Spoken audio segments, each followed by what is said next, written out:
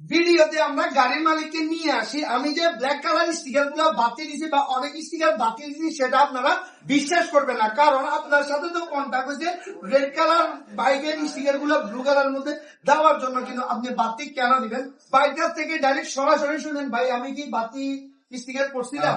ভাইয়ের সাথে আমার সাথে যেগুলো কথা হয়েছে, ভাইয়ের থেকে মানে ভাইয়ের মন মতো করে আমার গাড়িটা সাজাই দিছে, তার জন্য ভাইয়াকে অসংখ্য ধন্যবাদ।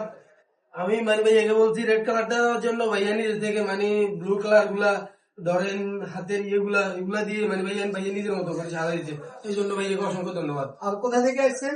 ভাইয়া আসছিলাম তো ব্যাগের বাজার থেকে।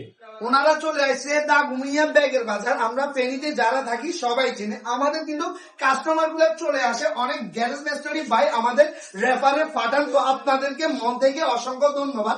আপনারা যদি না থাকতেন আমরা হয়তো এতটুকু আসতে পারতাম না। আমি সবসময় বলি সেকেন্ড হ্যান্ড বাইক এবং গ্যারেজ মিস্ত্রির শোরুমদের যারা শোরুম আছে বাইকের, তাদেরকে সবসময় মন থেকে ধন্যবাদ জানাই। আপনারা যে এত দূর থেকে আমাদের শপের জন্য রেফার করবেন সেটা কল্পনারও বাইরে আমাদের।